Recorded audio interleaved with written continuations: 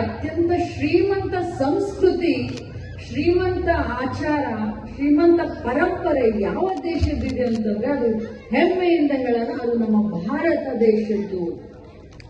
ವೈವಿಧ್ಯಮಯದಿಂದ ಕೂಡಿದಂಥದ್ದು, ಅನೇಕ ವಿಶೇಷತೆಯಿಂದ ಕೂಡಿದಂಥದ್ದು.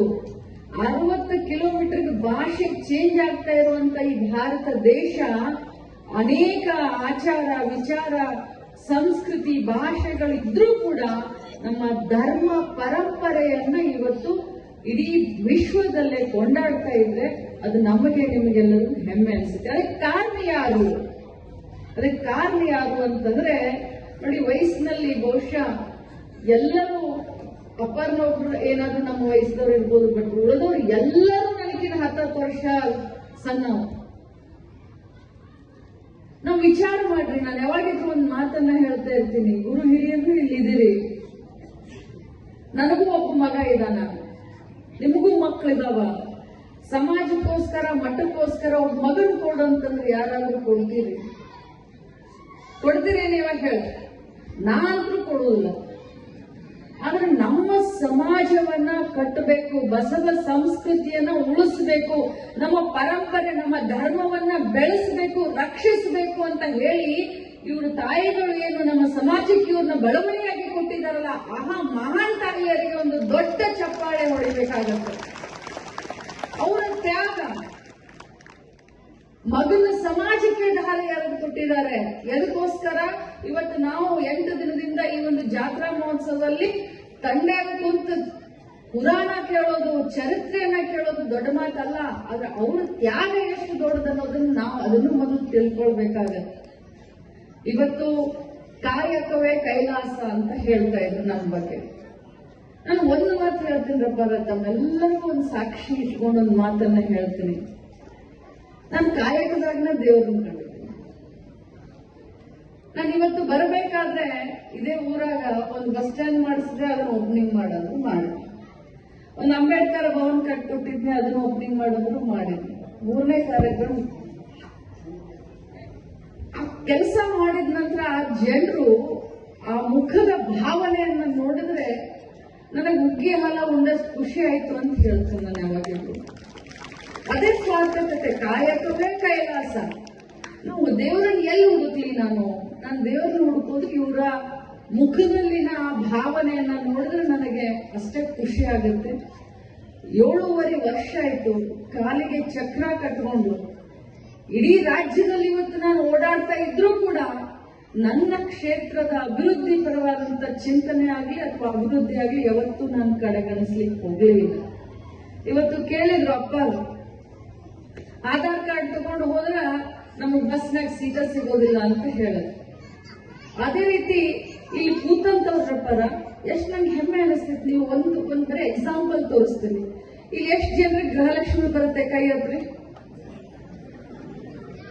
ನೋಡ್ರಪ್ಪ. ಇದು ನನಗೇನ್ ಖುಷಿ ಕೊಡುತ್ತಂತಂದ್ರೆ, ನಮ್ಮ ಅವ್ವ ಅಪ್ಪರು ಯಾವ ಗಳಿಗೆ ಒಳಗಡೆ ನನಗೆ ಲಕ್ಷ್ಮಿ ಅಂತ ಹೆಸರಿಟ್ಟರು ಗೊತ್ತಿಲ್ಲ. ಆ ಗೃಹಲಕ್ಷ್ಮಿ ಯೋಜನೆಗೂ ಈ ಲಕ್ಷ್ಮಿಗೂ ಅದು ಏನು ಅವಿನಾಭಾವ ಸಂಬಂಧ ಇದೆನೂ ಗೊತ್ತಿಲ್ಲ. ಎಲ್ಲ ತಾಯಿಯಂದ್ರಿಗೆ, ಅಕ್ಕ ತಂಗಿಯರಿಗೆ, ನನ್ನ ಗೆಳತಿಯ ಸಮಾನರಿಗೆ ತಿಂಗಳಿಗೆ 2,000 ರೂಪಾಯಿಯಿಂದ ಅವ್ರು ಮಣಿ ನಡೆಯುತ್ತೆ ಅಂತ ನಾ ಹೇಳೋದಿಲ್ಲ. ಆದ್ರೆ ಆ 2,000 ರೂಪಾಯಿ ಮಕ್ಕಳು ಮೊಮ್ಮಕ್ಕಳು ಎಲ್ಲಾದ್ರೂ ಐಸ್ ಕ್ರೀಮ್ ಕೊಡಿಸಂತ ಅಂದಾಗ ಬ್ಯಾರೆಯವ್ರ ಕಡೆಗೆ ಇಸ್ಕೊಳ್ಳೋದ್ರೆ ತಮ್ಮ ಕಡೆ ಇದ್ದಂತ 100 ರೂಪಾಯಿ ಖರ್ಚು ಮಾಡುವಂತ ಶಕ್ತಿ ಅವ್ರಿಗೆ ಬಂದಿದೆಯಲ್ಲ, ಅದು ಬಹಳ ಖುಷಿ ಅನ್ಸುತ್ತೆ. ಈ 2,000 ರೂಪಾಯಿ ತಾವೆಲ್ಲ ಹಿರಿಯರು ಕೂತಿದ್ದೀರಿ, ಎಲ್ಲ ಗಂಡಸರು ಕೂತಿದ್ದೀರಿ, ನೀವೇ ಮನೆ ನಡೆಸೋರು, ನಿಮ್ಮ ಮನೆ ನೀವೇ ನಡೆಸೋರು, ಯಾಕಂದ್ರೆ ನೀವು ನಿಮ್ಮ ಮನೆ ಹಿರಿಯರು. ಆ 2,000 ರೂಪಾಯಿದಿಂದ ಬಹಳ ಚೇಂಜ್ ಮಾಡಿದ್ವಿ ಅಂತ ಹೇಳಲಿಕ್ಕೆ ಹೋಗೋದಿಲ್ಲ. ಆದ್ರೆ ಪ್ರಾಮಾಣಿಕವಾಗಿ ಒಬ್ಬ ಮಹಿಳೆಗೆ ಶಾಲೆಯನ್ನ ಕಲಿಸ್ಲಿಕ್ಕೆ ಹೇಳಿದ್ರು, ರಾಟಿ ತಗೊಂಡ್ರು ಅಂತ ಹೇಳಿದ್ರು. ಇಲ್ಲಿವರೆಗಪ್ಪ 1,26,00,000 ಹೆಣ್ಮಕ್ಕಳಿಗೆ ಒಬ್ಬೊಬ್ಬರಿಗೆ 46,000 ರೂಪಾಯಿ ಒಬ್ಬೊಬ್ಬರಿಗೆ. ಈಗ ಮತ್ತೆ 24ನೇ ಕಂತು ಇವತ್ತು ಹಾಕಿದೇನ್ರಿ, ಮೊನ್ನೆ ಶುಕ್ರವಾರ ದಿನ. ಈ ಶನಿವಾರದೊಳಗಡೆ ಮತ್ತೆ 2,000 ಬರ್ತಾವ. ಅಂದ್ರೆ ಒಬ್ಬೊಬ್ಬರಿಗೆ 48,000 ರೂಪಾಯಿ. ಇದು ನಾವು ದೊಡ್ಡ ಸಾಧನೆ ಅಂತ ಹೇಳೋದಿಲ್ಲ. ಪ್ರತಿಯೊಂದು ಕೆಲಸವನ್ನ ಮಾಡಬೇಕಾದ್ರೆ ಮಹಿಳೆಯರಿಗೂ ಏನಾದ್ರೂ ಒಂದು ಕೊಡಬೇಕು ಅನ್ನೋಂತ ಒಂದು ಅಭಿಲಾಷೆ. ಯಾಕಂದ್ರೆ ಕರೋನಾ ಬಂದು ಹೋದ್ಮೇಲೆ ಬೆಲೆ ಏರಿಕೆ ಬಹಳಷ್ಟಾಯ್ತು. ಪೆಟ್ರೋಲ್ ಇರ್ಬೋದು, ಡೀಸೆಲ್ ಇರ್ಬೋದು. ಒಂದು ಅನಾಸಿನ್ ಟ್ಯಾಬ್ಲೆಟ್ ಅಪ್ಪ ಮೊದಲು ಎಷ್ಟಿತ್ತು, ಈಗ ಅದ್ರ ಬೆಲೆ ಎಷ್ಟಾಯ್ತು. ಒಂದು ಜಂಡು ಬಾಂಬ್ ಎಷ್ಟಿತ್ತು, ಅದ್ರ ಬೆಲೆ ಎಷ್ಟಾಯ್ತು. ಇದೆಲ್ಲ ನೋಡಿದಾಗ ಹೆಣ್ಮಕ್ಳ ಪ್ರತಿಯೊಂದು ಕೆಲಸಕ್ಕೂ ಗಂಡಸರಿಗೆ ತೊಂದರೆ ಕೊಡಬಾರ್ದು ಅನ್ನುವಂತ ಒಂದು ಪ್ರಾಮಾಣಿಕವಾದಂತ ಒಂದು ಪ್ರಯತ್ನ ಮಾಡಿ 2,000 ರೂಪಾಯಿನ ಕೊಡ್ತಾ ಇದ್ರು. ನಿಮ್ಮ ಸ್ವಾಭಿಮಾನ. ಇನ್ನು ನಾನು ಏನು ಹೇಳಿ, ನನಗಂತೂ ಕಣ್ಣು ಹತ್ತದೈತಿ ಅಂತ ಹೇಳಿದೆ. ನಾನು ಜಾಸ್ತಿ ಮಾತಾಡೋದು ಬೇಡ. ನನ್ನ ಕ್ಷೇತ್ರ ಒಳಗಡೆ ಹೊನ್ನಾಳದಾಗ ಒಂದು ಅಕ್ಕಾರ ಮಠ ಕಟ್ಟಾಕತ್ತಾರೆ. ಅಕ್ಕಾರ ನೋಡ್ರಿ ನೋಡ್ರಿ ಅಂತವರು ಬಹಳ ದಿನದಿಂದ ನಾವು ಹೇಳಕತ್ತಾರೆ. ಇಲ್ಲಿ ಅರಳಿ ಕಟ್ಟಿ ಮೊನ್ನೆ ಮುತ್ನಾಳ ಅಜ್ಜರ್ಗೂ ಬಹಳ ನಡ್ಕೊಳ್ತಾ ಇದೆ. ದುರಾದೃಷ್ಟ ಅವರು ಕೂಡ ದೈವಾಧೀನರಾದ್ರು.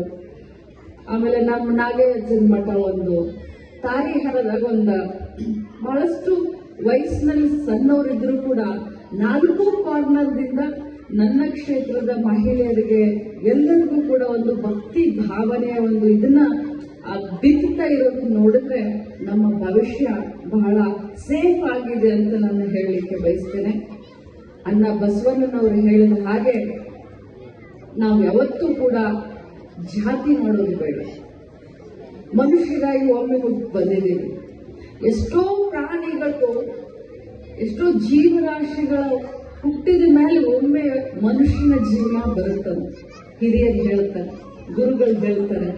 ಈ ಮನುಷ್ಯನ ಜೀವನದಲ್ಲಿ ಅದೆಷ್ಟು ದಿನ ಬದುಕ್ತೀವಿ, ಎಷ್ಟು ದಿನ ಉಳಿತೀವಿ ಅನ್ನೋದೇನೋ ಗೊತ್ತಿಲ್ಲ.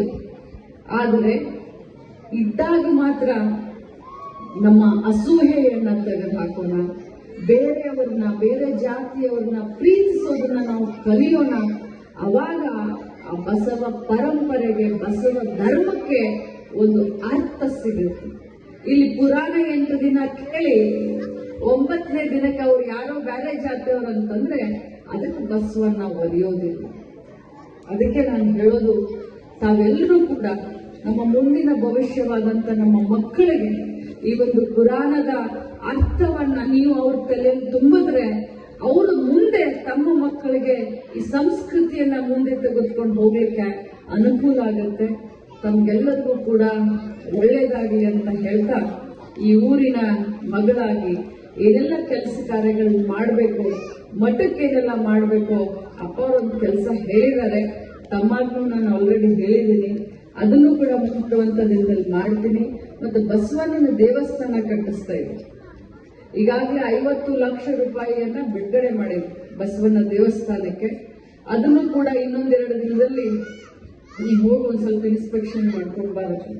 ಕಮಿಟಿ ಅವ್ರನ್ನೆಲ್ಲ ಕರ್ಕೊಂಡು ಆದಷ್ಟು ಬೇಗ ಬಸವಣ್ಣ ದೇವಸ್ಥಾನದ ಉದ್ಘಾಟನೆಯನ್ನು ಕೂಡ ಆ ಗುಡಿ ಮುಗಿಸಿ ಅತಿ ವಿಜೃಂಭಣೆಯಿಂದ ಮತ್ತೆ ಎಲ್ಲ ಗುರು ಹಿರಿಯರನ್ನ ಕರೆದು ಅವ್ರ ಸಮ್ಮುಖದಲ್ಲೇನೆ ಬಸವಣ್ಣನ ದೇವಸ್ಥಾನ ಉದ್ಘಾಟನೆ ಮಾಡೋಣ ಅಂತ ಹೇಳ್ತಾ, ಈ ಊರು ಏನು ಇಂಟರ್ನಲ್ ರೋಡ್ಗಳಿದಾವೆ, ಆ ರೋಡ್ಗೆ 1.5 ಕೋಟಿ ರೂಪಾಯಿ ಸ್ಯಾಂಕ್ಷನ್ ಮಾಡಿದ್ದೀರಿ. ಟೆಂಡರ್ ಆಗಿದೆ. ಅತಿ ಶೀಘ್ರದಲ್ಲೇ ಊರು ಒಳಗಡೆ ರೋಡ್ಗಳು ಕೂಡ ಅತಿ ಶೀಘ್ರದಲ್ಲೇ ಶುರು ಆಗ್ತವೆ ಅನ್ನೋದನ್ನ ಹೇಳ್ತಾ, ಈಗಾಗಲೇ ಸ್ಕೂಲ್ ಕೂಡ 4 ರೂಮ್ಗಳನ್ನ ಕೊಟ್ಟಿದ್ದೀನಿ. ನೀವೆಷ್ಟೋ ದಿನದ ಬಹುದಿನದ ಬೇಡಿಕೆಯ ಒಂದು ಬ್ರಿಡ್ಜ್ 2 ಕೋಟಿ ರೂಪಾಯಿ ಖರ್ಚು ಮಾಡಿ ಆ ಬ್ರಿಡ್ಜ್ ಕೂಡ ಕಟ್ಟಿಸಿಕೊಟ್ಟಿದ್ದೀನಿ. ಇನ್ನೂ ಏನಾದರೂ ಕೆಲಸ ಕಾರ್ಯಗಳಿದ್ರೆ ಈ ಊರಿನ ಮಗಳಂತ ಬಹಳ ಹೆಮ್ಮೆಯಿಂದ ಹೇಳ್ತಾರೆ.